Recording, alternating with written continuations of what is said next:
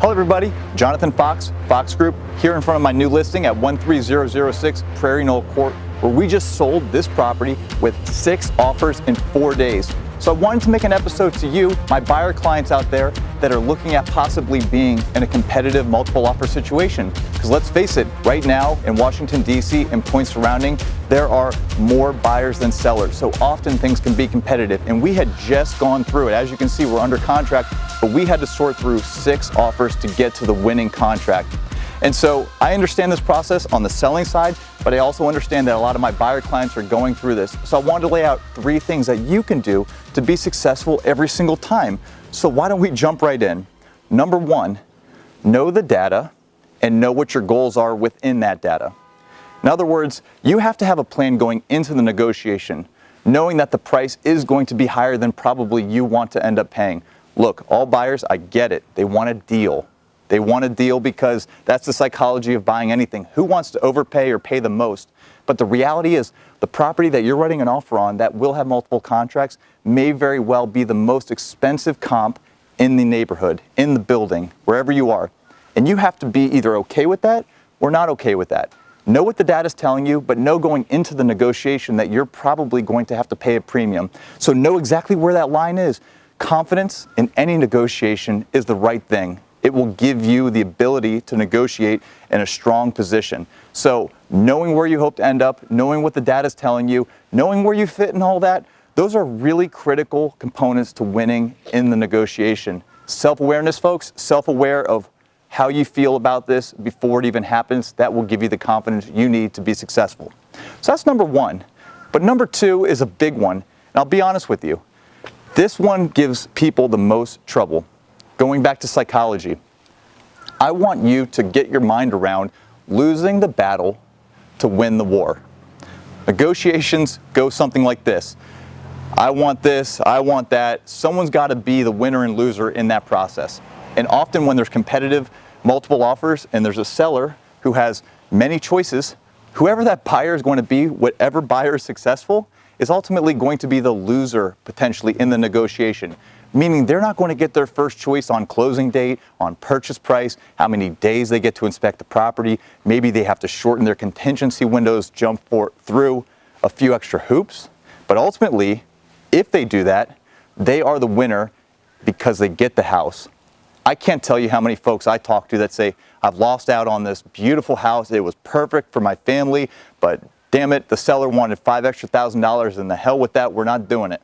And I ask them the next question, which is, well, how long did you plan on living there? Oh, 10 years, 20 years. It was the perfect house that checked all your boxes. Well, you're out there looking and you haven't found anything quite like it.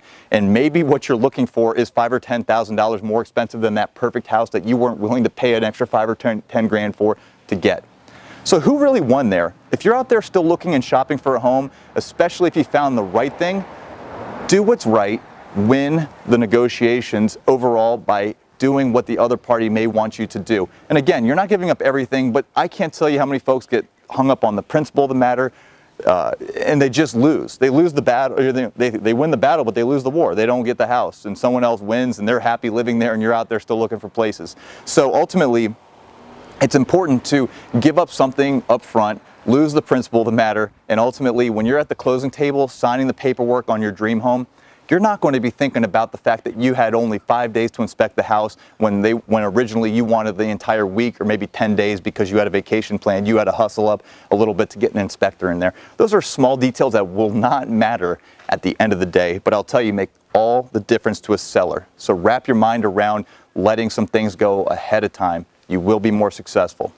But this last point is something that is highly misunderstood, but is something you can do in any single multiple offer scenario as a buyer, and it's so important. Personalize yourself to the seller. Find an agent that will present you as a human being, a buyer with a story, to the seller. In this case, we had 6 offers to sort through, 5 of which were anonymous. The winning offer, using this example, the buyer came to the open house, interacted with me, told me his story. I'm in the Marine Corps. We're transferring. We're going to work at NIH. This is the perfect home for us. Asked me questions. Also wrote a letter on their behalf and said, this is our situation. I was able to present that letter to the seller. So listen, they have 6 contracts, all look pretty good. There's some differences, sure. But who do you think my sellers chose to negotiate with? Probably the one that presented themselves as a real human being. They love this home. They were here, they enjoyed it. And despite what you hear, real estate for buyers and sellers is a very emotional transaction. So my sellers wanted to work with someone that would love their home just like they did. And I had someone straight away that expressed in writing and otherwise to me that they would love this home. And so I was able to take that information and we negotiated directly with those folks, knowing the other 5 were great viable options, don't get me wrong, and we would have gone there if we couldn't get what we needed out of these folks. But ultimately we found the right buyer that were able to personalize themselves to the sellers. We crafted a deal, we ratified a contract, and as you can see, that's a wrap. They're done shopping for homes. They're back on the West Coast enjoying themselves until closing, knowing they found the perfect home for their family. So these are tips, tricks you can implement. Just don't be anonymous. Don't be a stack of paperwork that a seller's reviewing, right? Don't write something that you don't feel confident about. And don't lose sight of the overall picture in the course of the negotiation, should you be lucky enough to be in that position that the seller wants to negotiate with you. If you do those things, you will be successful. You will beat out the competition, the multiple offers. And if you have any questions about any of this stuff, you can use the hashtag AskJohnFox. Well, I'll always get back to you and be more specific. You can also email us your questions at info@thefoxgroupdc.com. And I promise I'll get back to you. Heck, we may even make an episode out of your questions. So this show's for you and about you. I wanted to bring up because we just went through this, 6 offers, sold this thing in 4 days, and you very well may be in this competitive situation, and these are things that you can do as a buyer to be successful. Until next time, be competitive and hope to see you soon.